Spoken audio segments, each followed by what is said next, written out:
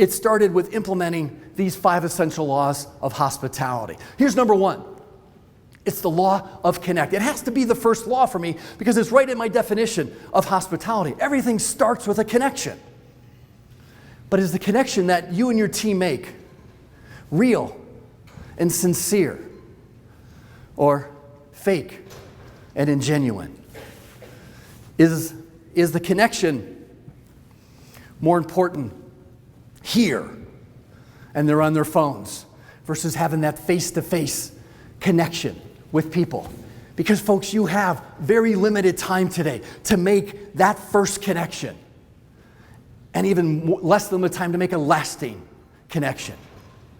You know, one of the root words of hospitality in Latin and Greek is this. Isn't this what you do every single day, ladies and gentlemen, in your communities? You welcome strangers. You want to turn them into family, into those brand ambassadors. But it starts with that connection, and there's real power to it. I love this infographic because to me, words that pop out to me are welcome and assist and serve and respect and connect. See, I don't know where this gentleman works, on which hotel he works in, but I want him on my team because he understands the power of a positive and memorable first connection and an even more memorable, lasting connection. I would tell our people, ladies and gentlemen, we have got to get the connection right. We have got to make it so that they feel like they belong here with us. Because here's the challenge today, and you're all consumers. You see this all the time. You know, and is it me, ladies and gentlemen, or even after our pandemic, is it tougher for you to be a customer today? Right? I mean, you go to any retail store, you can't find the people to help you. It seems like orders are delayed, whatever it is. I understand the working shortage, but we've got to be able to turn it from this. See, this is a transaction. It's all about you. You get the money, and it's a monologue. And we've got to move it to that relationship where it's all about them, and it's a dialogue. The law of connect really moves away from that transaction and moves into that relationship because you're helping it, making it about them. And there's real stats to back that up. There was a global survey done just a few years ago. They asked over 20,000 employees, what's one of the top reasons to create a positive employee or customer experience? The number one answer they gave was a case for belonging. And they defined it as this: being connected to a team, a group, or a company. Ladies and gentlemen, we all want to feel like we belong. Your residents want to feel like they belong. We've got to be able to connect with them and make it sincere, make it authentic. I know we're all busy, but if you want to move them or not them being a resident in your community, I believe it starts with this. Because from here, you can now move to law number 2, which is the law of engagement, where you're building on that emotional connection. A definition of the word engage is to attract and hold, to occupy the attention of someone. How do we do that today when we're so busy, right? But now you have a customer. They're in your community. But now we've got to engage with them. And for us, it started with this. What's their story? Why are they there? What can you do to help them? How much can you get to know them? Find out more about them. You did all this in that exercise with 2 questions. You found out 2 things about people you never knew before, and they were happy to tell you. Now, I understand our high-tech engagement today, but I think we have to personalize that engagement from time to time. Because I don't want the 14-minute email survey. Tell me, how did we do today? It only takes a few minutes. You're lying. On a scale from 1 to 5, how do you rate our service? Oh my gosh, stop. See, can you personalize the experience? And And when you do that, that means you know about them. See, for me, if you want to engage me, pick up the phone, call or text me. My son, who's 26, sometimes he doesn't even pick up the phone if I call him. But if I text him, he answers, or he responds to the direct message on Instagram. Heck, I don't even know how to do that. But he does. So what is that? How can you personalize the experience, not only for your residents, but for your family members or their family members, because they are key to your residents' success. How well can you engage with them? But then when you get to engagement with your residents, what are some of the things you can do? Now, you all know these, but I'm just going to share with you just some stats that I found. Well, here's the first one. So this is from Gallup. And you can see the power of successful customer engagement and higher productivity, higher share of wallet, which means more revenue, and lower customer attrition. Now, I know in your communities you have passings and so forth, but this is really about, can you get those back because of the storytellers you have out there? So how do you increase that resident engagement? Well, you all know this, but this is here right now, right? Ask their feedback, and I know you have difficult customers. My dad was not easy, right? And I know you have, at times, challenging customers, but I tell communities when I do, so I have a dining training program that I do for all of you. And I tell your communities, I'm like, do you realize that every restaurant in your community would bend over backwards for your loyal customers? Because you have loyal customers 3 times a day, regardless. Do you know how many restaurants would want that? And so your loyal customers may be a little more demanding, but we have to ask their feedback and listen to it. And maybe make those adjustments in it. But here's more things. According to the American Seniors Housing Association, your residents respond in terms to engagement to this. Here's one. Food. Now, I know none of you have problems with food, so I'm just going to go right over that. Okay. See, folks, I know that your residents eat, but do they dine? Dining is an experience. Dining is something they look forward to. I called my mom yesterday on the way down here. It was 3 o'clock, and she's like, I'm getting ready for dinner. Mom, dinner's at 5 o'clock. Oh, I know, but I have to get ready, and then I'm going down at 4:30 because I want to talk to the ladies. They're making it an experience. That's how important food is to them, and you all know that. But it's a great way to increase that engagement. Therapy is another great way to increase that engagement, whether it's OT or PT or whatever it is. And then making them feel at home. See, this was my aunt's apartment. She was a second grade school teacher, and her last name began with Z. And so she would tell her school children, Z is in zebra. Well, the staff knew that she loved zebras, and they would bring her zebras from time to time. And that made her feel great. It was her home. What about you?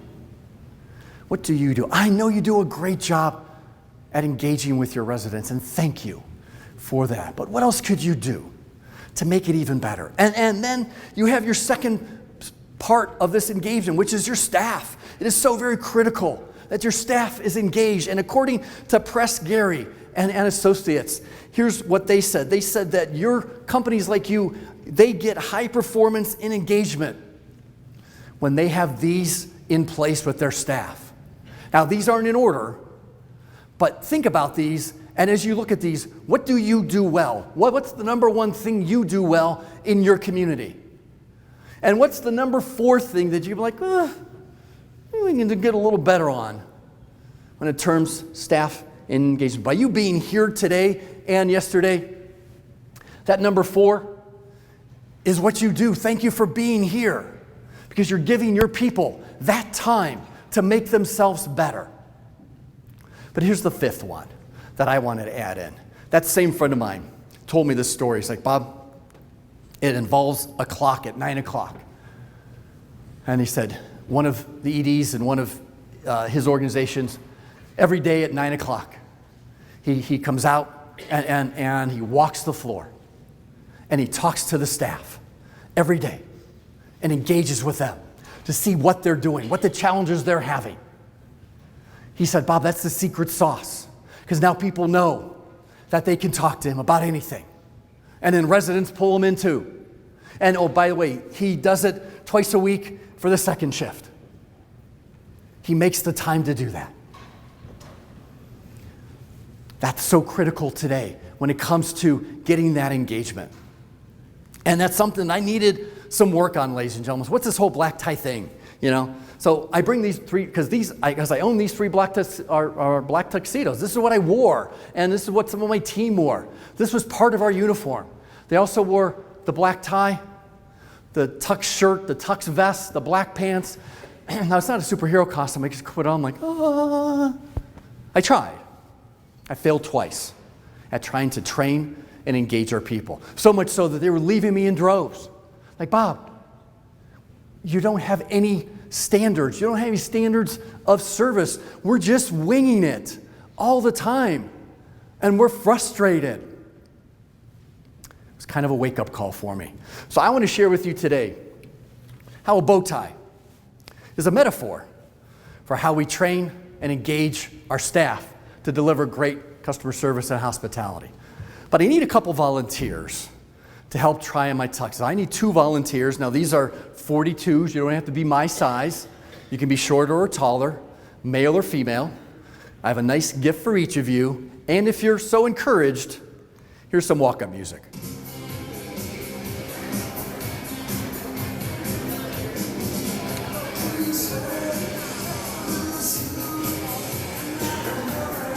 I need 2 volunteers.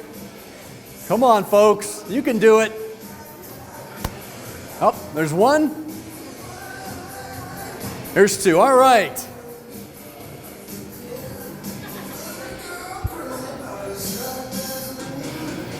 All right. Thank you. Kelly?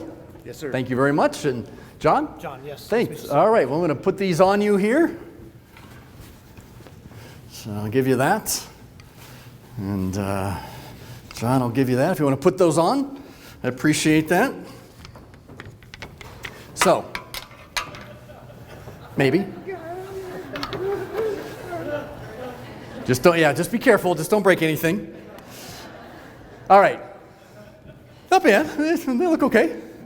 All right, so folks, here are the 3 ways to train and engage your staff. And again, the first 2 don't work. How? Because I tried both of them and I failed miserably. So John, Kelly, you now work for me in my community. I'm so sorry. Now, in the interview process, I told you there would be a fantastic onboarding training program. Yeah, I lied. Yeah, see, I don't have time to do that. I mean, I'm so busy in my community. I have so many things to do, so many meetings. I'm sorry, I don't have time. And right now you're like, why am I here? This guy's an idiot, right? But the first method is called the tell you method of training. So I'm telling you right now, there's no training program. And you've already are going to tune me out. But here's the only thing I can tell you. You said you both like people, so why don't you just wing it when it comes to how you serve my customers? Can you do that for me? Oh boy, that's not good. So here it is, ladies and gentlemen. Here's your training program. I need you to tie this tie into a bow tie around your neck. That's all I can tell you. Go. If you know either one of these gentlemen, it's a great photo op, by the way. Right now. See, we could be here all day, ladies and gentlemen.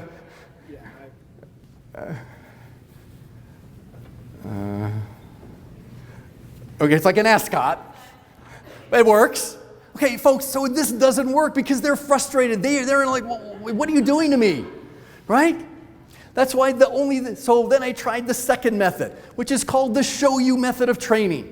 Now there's 2 ways to do this. So picture that, just picture my hand, that these are 85 pages of customer service notes that you must read, memorize, and start practicing within the next week. Or will you do that, or will you compromise and cut the corners and look for the cliff notes? Cliff notes, right? Gotcha. Of course you are.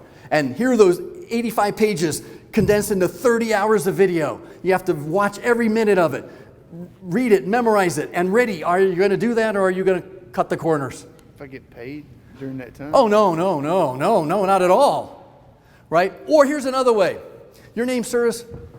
Jason and Courtney. So I'm going to have Jason and Courtney show you what it means to deliver customer service. The problem is Jason and Courtney learned it from the tell you method. So here's what they may tell you. They're very nice people. But it's like, this guy, meaning me, he's an idiot, okay? He doesn't really know that much. You just need to look good doing this. And I'll just give you just a couple steps. We're going to cut the corners here. Just a couple steps on how to do this. So reach inside your left inside coat pocket. Can you put on this tie? Right? So there's basically 2 steps to that. You can put it on the table. Step number 1 is tighten it or loosen it based on your neck size. And step 2, clip it on. That's all you need. Now, hopefully they'll be able, or hopefully they'll be able to do that, and they should. And they got it, and they look good, right? Doing it? Right? Future models here for OALA, thank you.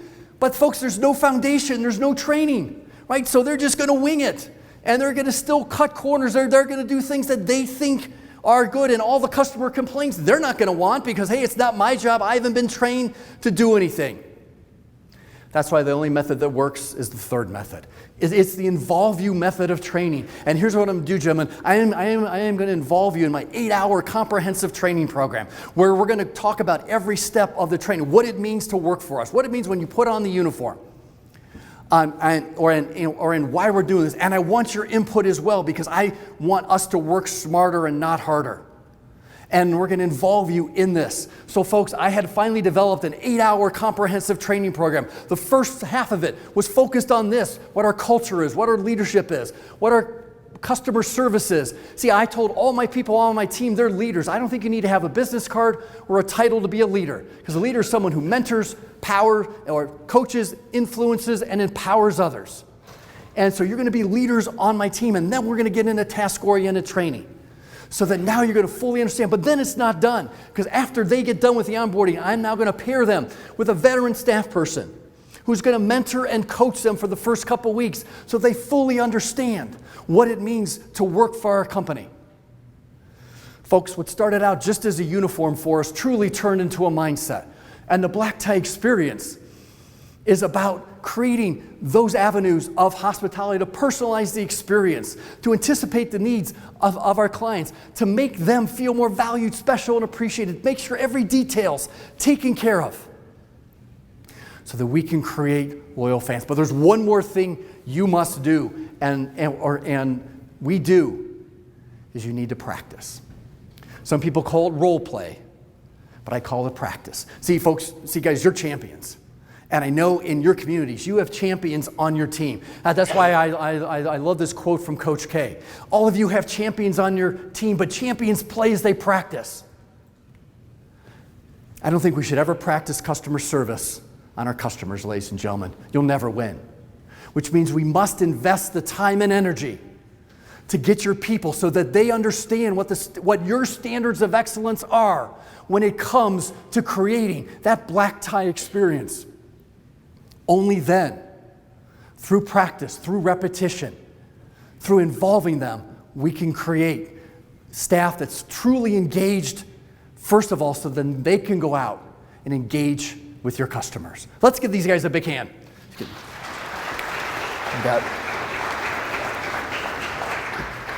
I got 2 gifts. I have a coffee mug on one and a book in the other. Nice. Whichever one.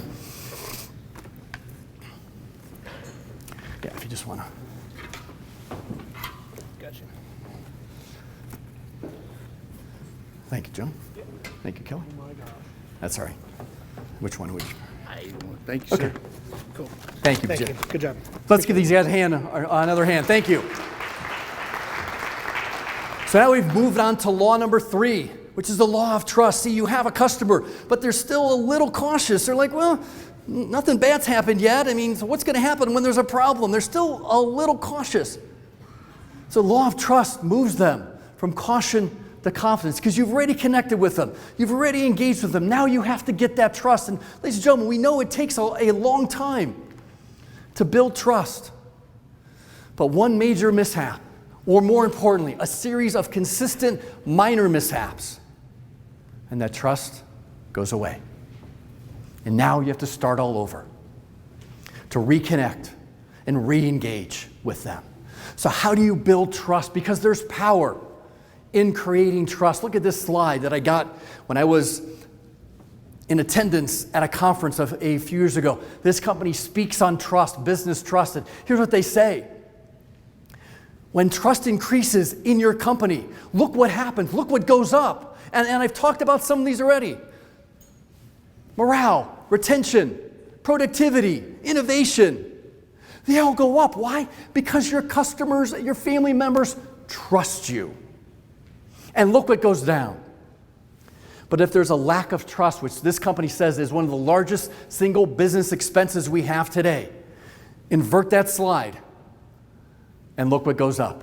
Stress and attrition and costs and problems, all because they don't trust you. So what do you do? How can you build that trust through hospitality? Well, I know there are many ways to do it. Here are 4 that I would talk to my staff about. Ladies and gentlemen, you have to be consistent in everything you do. Your customers want that. So if there's a problem, can your people, are they empowered to speak up and handle a resident who's unhappy or a family member? Or do they flee like mice when the light goes on? Pew! Her. She's the one you have to talk to. Only her. I can't help you. It's not my job. Her. Empower your people. I would tell my staff, folks, we got to hit the bullseye. We got to come pretty close every time. But we must be consistent in our message all the time. And then we must do this. As a consumer, how frustrating is it for you when you've heard, oh, your order will be ready at 3 o'clock. And it's not until 6. Or your dinner will be out in 15 minutes and it's 45 minutes later. Oh, I'm sorry, that's not my job. It's the kitchen's fault. Right, all these little things, when actions don't meet words, the trust erodes. Which means we must do this with each other. Why still, after the pandemic, I work in organizations that HR doesn't talk to marketing, and admissions doesn't talk to culinary, and admin doesn't talk to payroll, whatever it is. Ladies and gentlemen, we got to get out of our silos and communicate with each other, because if you build that internal trust, your residents, your family members will see that. And then this last one, I would tell my staff, everyone was an owner in my company.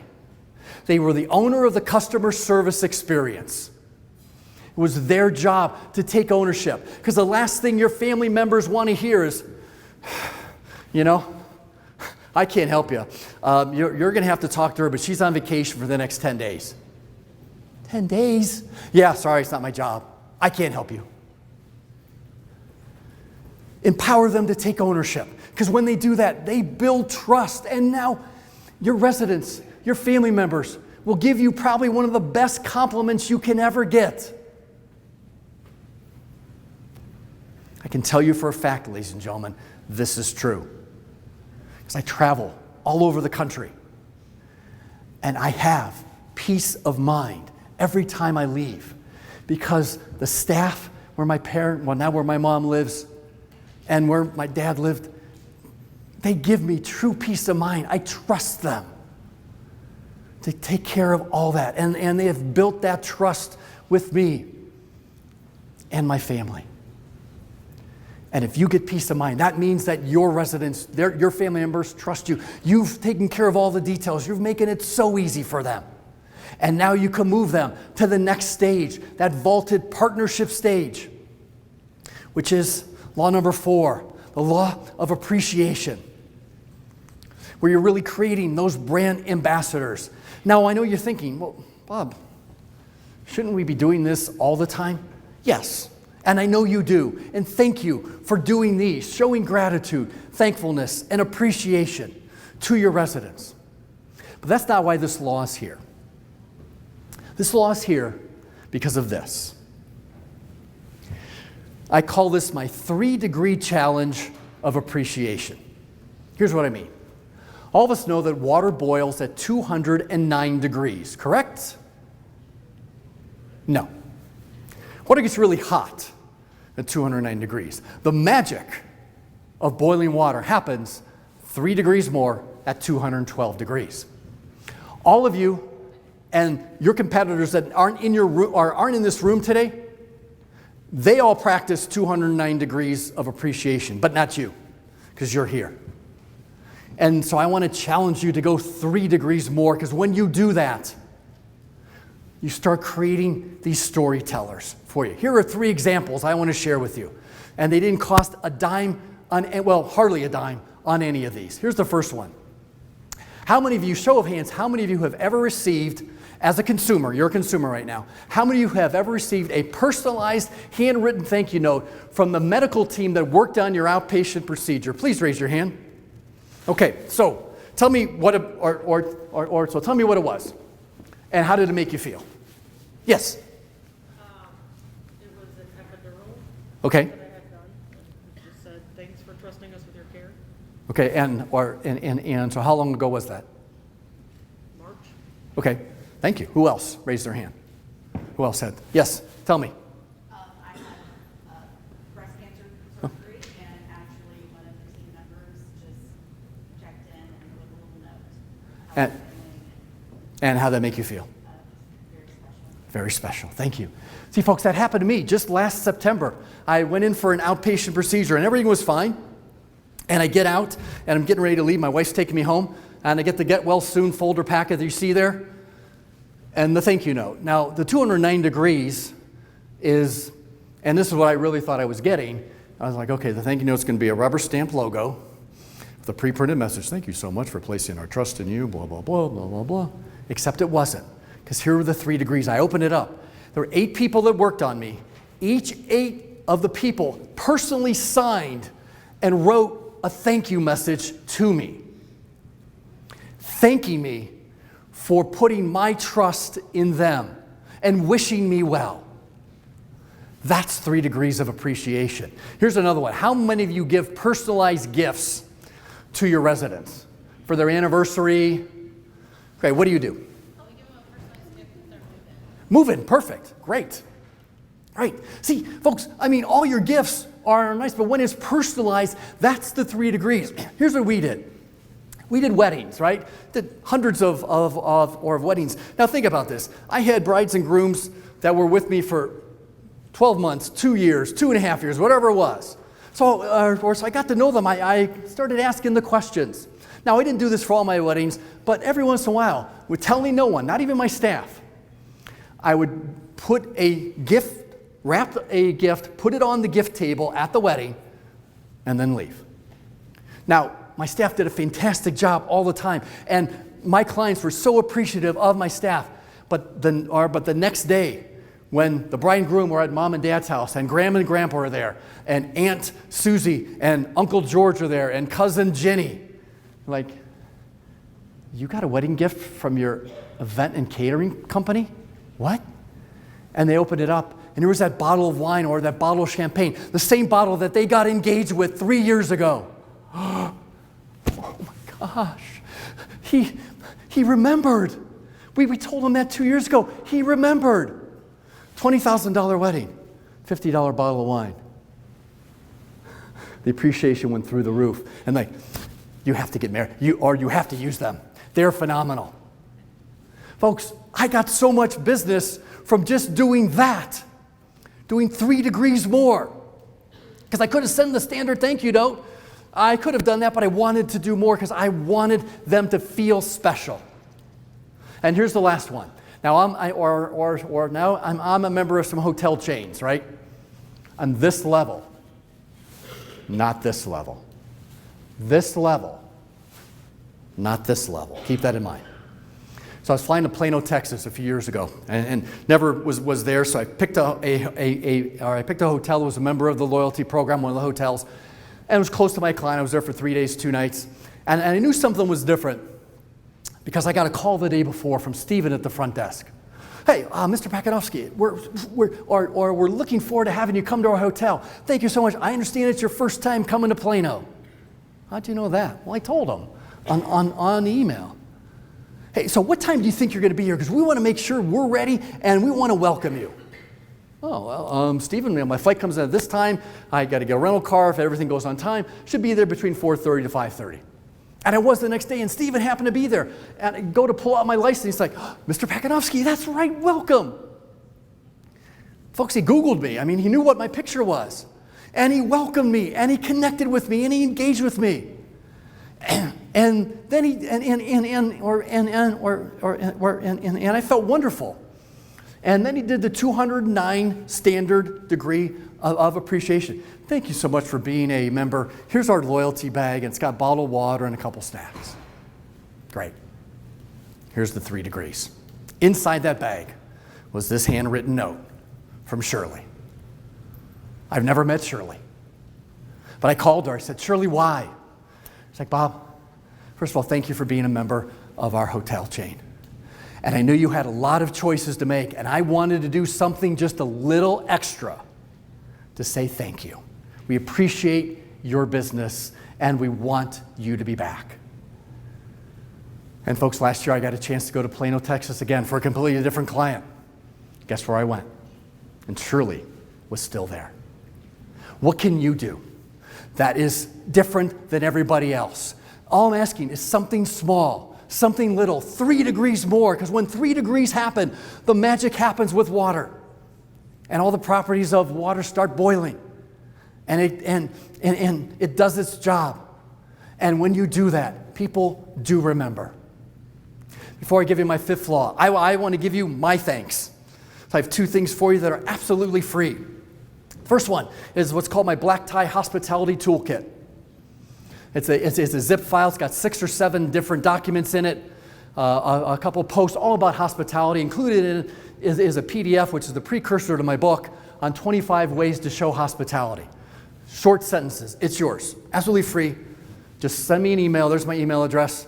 Or then on the subject line, put OALA 30, and that's your special code for today, and I will get that to you. The second one is on some of the tables. I didn't have enough copies. There's some up here, but you can also just send me an email. But on the tables, I have this leave behind piece, which has trainings, or seminar and information and all that stuff. But here's my second, is I'm offering everybody in this room today what's called my free 20. It's a complimentary 20 to 30 minutes. Actually, it's a 30-minute. Free phone or virtual call with me. Doesn't cost you a dime. Just write the words free 20 on that card. It's perforated. You have to put or fill out your contact information so I can be back in contact with you. And we'll connect. And I'm yours for 30 minutes. You can tell me whatever you want. Brainstorm with you. Questions, whatever it is. Just my way of saying thank you. I appreciate you for being here. Here's the last one. And I'll be at the trade show here today. But as you heard Michael say, I've written my first book. And it's a really easy read. It's 25 short chapters, about 100 pages. Each chapter is a black tie takeaway. And I have it out in the trade show booth for $10. I can sign it for you if that means anything to you. But it's a great read for staff meetings. I was just talking to a prospect in Georgia because I was there a couple weeks ago, and she wrote me and said, Bob, we have your book, and now we're reading it at our staff meetings. It's an easy read. And it's all common sense, Bob, but you challenge us to make these things common practice. So it's yours. I'd be happy. I'll be right outside, I think, over by the OALA registration desk. Just my way of saying thank you to you. So now, ladies and gentlemen, we've gotten the first 4 laws, and I believe we must do these laws consistently all the time, because when you connect and engage and build trust and appreciate, I think you have the opportunity to do this, to truly deliver joy to your residents and your family members, which is so very critical. There's one more law. This is the law where the stories come to life. They truly explode. But this law you can't do every time, because if you do it, people are like, you did that for me the last 6 times. How come I didn't get it this time? That's why the 5th law is a law of wow. My definition of wow is something random and unexpected and makes you go, wow. Now, you have a chance to perform the law of wow. See, 45 minutes ago, we did that exercise. There's one word in that exercise that I think is the key word. And it was in both of the sentences that I had you ask the other person. What was it? Favorite, absolutely. See, folks, if I had said, hey, so what's the thing you like about your job? Or what's the, or if the thing you like about, or favorite, say, like, well, I really like that or that. But when I said favorite, it immediately went to the top of your mind. So here's your law of wow. You have a business card, right? You have contact information from this person. What if 2 weeks from now, a month from now, 3 months from now, when it's random and unexpected, you send them your gift? Hey, so great to meet and connect with you at OALA. Thank you for the work you're doing in your communities. I just want to wish you a fantastic day and enjoy your favorite snack on me. And mail their favorite snack. Or if it's a drink, mail a gift card. Ladies and gentlemen, no one does that, and they will remember you. And you can do the same thing with your residents. I was working with a senior community, and we did this. But let me go back first, because this is what happened to me. I was in French Lick in Indiana last year. And I was doing a 2-day training for the beautiful hotel in French Lick. And on day 2, I get this manager come up to me with this small gift wrap box. It was beautiful. I said, what's this? Bob, this is for you. Why? I said, this is from Jessica. She was in your training class yesterday, and she was so impressed with the message you gave that she wanted to do this for you. Now, I did this exercise with them in that class, and I also gave them what my snack and drink was. And here was the gift that Jessica gave me. Now, she went out that night to buy a $2 box of green tea because that's my favorite beverage. Wow. See, folks, when you listen and act, that's how you create the law of wow. Now, I use this tea all the time, but guess what? As corny as this sounds, the note is still on that box of tea because I don't want to forget it, on how she made me feel. Or how about this? How many of you celebrate the anniversary of when your residents became a resident in your community? Ladies and gentlemen, no one does this. Zappos does it for me. I have no idea when my anniversary is, but they do. And they send me something every year. Now, I understand some of your residents may not want that, but what if they do? And I did this for a senior living community that I was working with. So Barbara was celebrating 3 years, and Barbara was a cantankerous sort of resident from time to time. You know who you are, or you know who those residents are. And so I said, well, we got to do something special for Barbara. So Barbara, we found out, loved to bake, and she loved to bake quick bread, and her favorite quick bread for her family was homemade chocolate chip quick bread, especially when it came out of the oven because the chocolate chips were still melting. So one day I was there, and we knocked on Barbara's door. I said, Barbara, happy anniversary. You know, it's been 3 years since you've been in our community, and we just want to say thank you. We love you so much. And thank you for being a part of our family. By the way, Barbara, we know that you love to bake, right? Yeah. What was your favorite? Oh, I love chocolate chip homemade quick bread. Well, Barbara, this is from our kitchen. It's homemade. It's warm. And it's for you. Happy anniversary. Guess what the first phone call Barbara made? It was to her daughter. Guess what the story that her daughter started telling all of her friends? That is the law of wow. I mean, folks, you can do that. You have CRMs, right? You have all this. You can get information. You just have to ask the questions. So here's what I created for one of my clients, the favorite checklist. So start putting this together and have have your staff start asking these questions so that if you know that Donna's favorite color is purple and you see Donna in the dining room, Donna, you look fantastic. I know that's your favorite color. You look great. Wow. Look, you can do this. You just got to ask the question. People will tell you what their favorite is. Trust me, they will. It's a really easy question to ask. This is from Destination Cleveland. I was a keynote speaker in my hometown just a few years ago, and they sent this to me, and you can see on top, we heard you're a pretty big deal. I'm not. They send this to everybody. And I knew exactly what they were going to do, but then I forgot about it. And I filled it out. I get to the conference on behalf of Destination Cleveland and us. We just want to say thank you. And they gave me this bag. And in the bag was my favorite snack. Steve, remember what my favorite snack is? I knew it was potato chips. Yep, sea salt and pepper chips. My favorite drink, green tea. And then the big wow. See, on there, you can't see it, but they asked for my t-shirt size and spouse's name and t-shirt size. So I open it up, and here's a t-shirt, an extra large for me. Has a t-shirt for my wife with this note. Bob, sorry Connie can't be with you today. I hope she wears the shirt proudly, and you come back to visit us the next time. Wow. Ladies and gentlemen, do you have a wow budget in your organization? Because if not, create one. It costs very little money. That exercise that they did cost less than $10. But I talk about it everywhere I go across the country.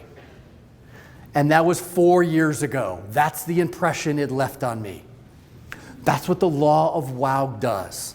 It creates stories because you've done all the right things leading up to this. You've put these first 4 laws together, and now the law of wow is truly the cherry on top. And that's how we get brand ambassadors. See, when you do all of these things, ladies and gentlemen, I truly believe your brand has the opportunity to be that. And today in our high-tech world, we now share. But sharing takes on a whole new meaning.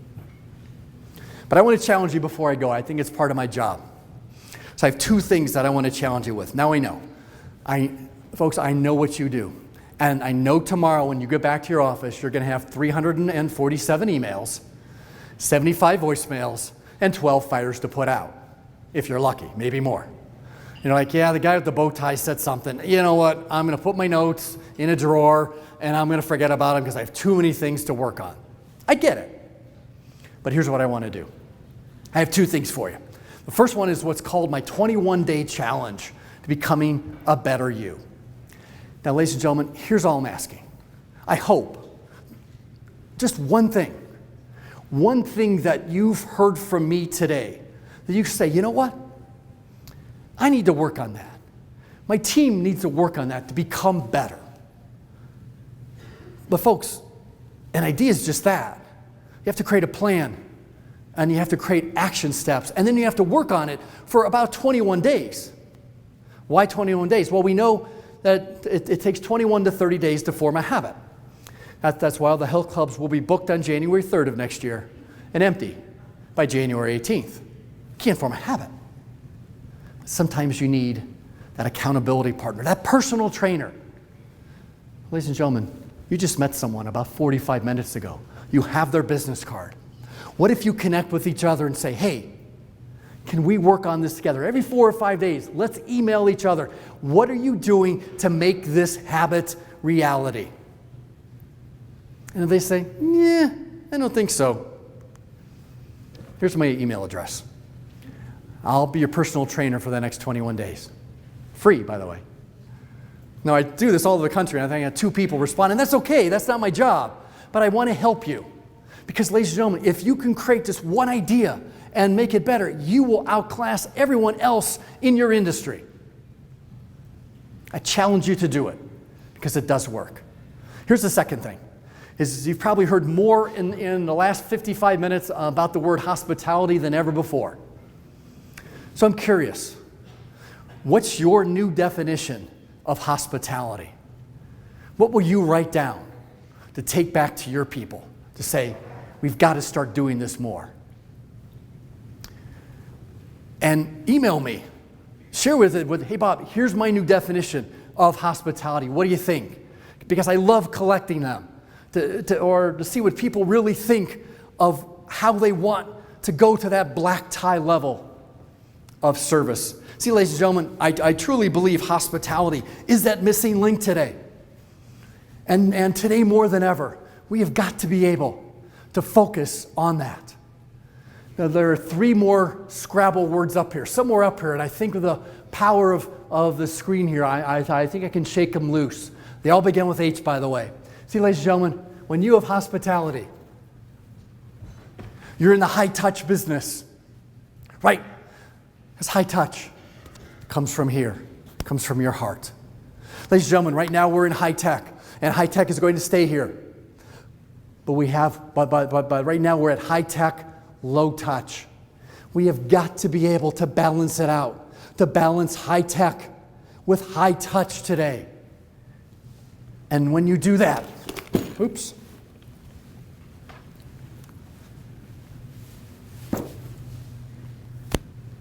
You truly become helpful because you're making it about them. And when you make it about them and it comes from the heart, you're delivering happiness. And happiness and joy are one of those keys to creating those loyal brand ambassadors. I thank you very much for your time, ladies and gentlemen, here today. And I'll be out here for the rest of the day. But I want to close with this quote. Those of you that were in my breakout session last year, you know this quote.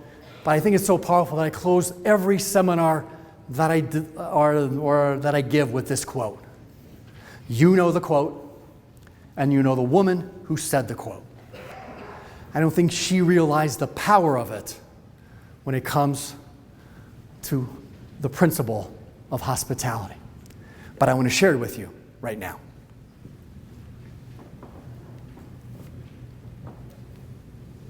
It's true, ladies and gentlemen. Over time, people are going to forget what you said to them. They're probably not going to even remember what you've done for them. But they'll never, ever forget how you've made them feel. Moving forward, will you focus on being in the hospitality business first and implementing those 5 essential laws of hospitality? Connect, engage, trust, appreciate, and wow. That you can become the favorite in the minds of your customers, so much so that they can't wait to tell others how you are making them feel. Thank you.